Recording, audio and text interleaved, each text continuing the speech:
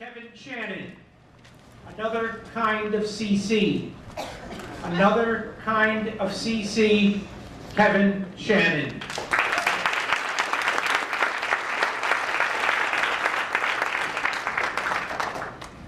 Every weekday for the last 25 years, I leave my home in East Northport and I make the long trek all the way into Midtown Manhattan to my place of business.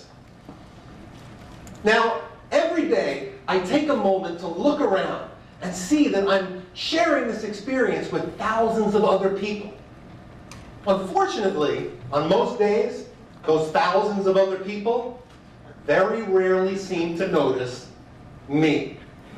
Mr. Contest Chair, fellow Toastmasters, today I'd like to take you through an average commute day and some of the issues that I have with my fellow commuters. It all starts when I arrive at the Long Island Railroad bright and early. And for the sake of this story, let's imagine that the Long Island Railroad actually arrives on time with working heat and or air conditioning. I get on the train, walking down the middle aisle, there's a gentleman in front of me, and I'm looking over his shoulder trying to spot seats that I might have, when suddenly, and for no apparent reason, he comes to a complete stop. I almost bump into him. And I realize it's because he has found the seat that he wants to sit in. Now, I have timed this. It takes 3 to 5 seconds to spin around and slide your butt into a seat. Even my butt, just 5 seconds. But not this guy, no. First he starts untwirling his scarf. Then he slowly takes off his gloves, unbuttons his jacket, folds them all into a neat pile, puts them in the overhead rack. And all this time I'm looking and watching as every seat fills up. And I'm thinking to myself, I'm not going to get a seat today because I happen to be standing behind Gypsy Rose Lee, who thinks he has to strip down completely to his underwear before he can sit in the seat. You know what? The next time I see him, I'm going to slip $1 in his belt buckle and see if he wants it. But I eventually find a seat, I sit down, I take out my book, and within 30 seconds, I'm sound asleep. This is why I only read 1 book a year. Just as I'm dozing off, the guy next to me gets an incoming cell phone call. But luckily, he had a very pleasant, gentle ringtone. Went something like this. Who let the dogs out? I bolt awake so abruptly, I hit my head on the overhead rack. And then he gets on the phone, and he's one of these guys. He's like, yeah, this is Bob. Yeah, I got that email last night. Yeah, we're going to have to deal with that as soon as I get into work this morning. And I'm looking at him totally flabbergasted, and I'm thinking to myself 2 things. 1, why is it always the guy sitting next to me? And 2, why is he always deaf? I mean, I get incoming cell phone calls, I whisper, like, hello? Yeah, it's me. Yeah, I'm on the train. What? Why am I whispering? Because there's 100 people here, I don't want them to kill me. And then usually simultaneously, 4 people look at me and go, shh. And I'm like, really? Seriously? I was whispering. Where were you this morning when Bob was talking on his megaphone? But you know, never fear. The Long Island Railroad has a solution to this. It's called the quiet car. All you have to do if you want quiet is walk to the back car, and everybody has to remain quiet there. Now, there's only one problem I see with this.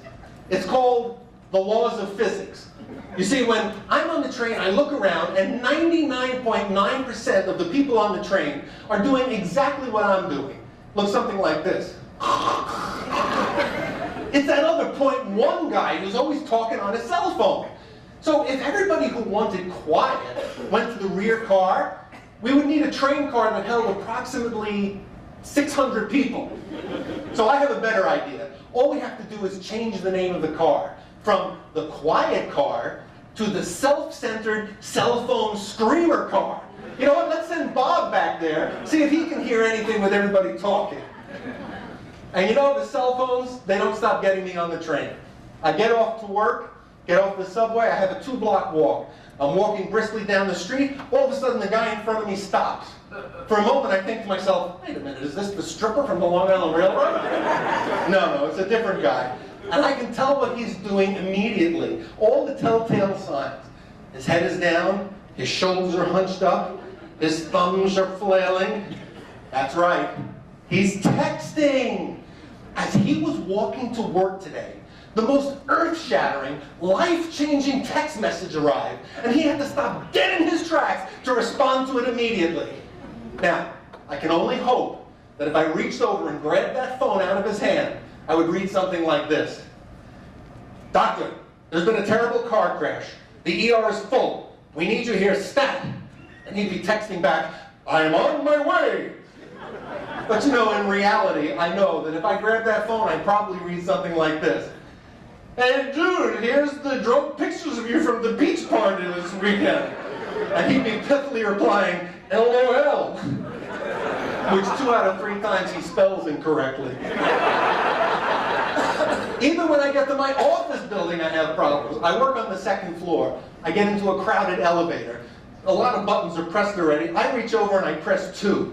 The woman next to me lets out an audible sigh of frustration. I'm taken aback. I say, I hope I didn't ruin your day. She said, well, you know, some of us have to punch a time clock. It's 1 minute to 9. I'm going to be late now.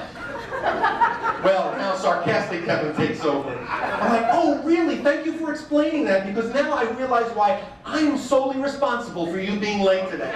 You know, maybe I could help. Perhaps I could write a note. Please forgive her for being late. I had to get off at 2.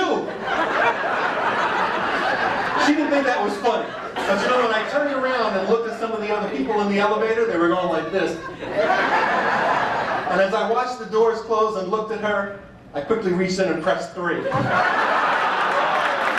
a nice day.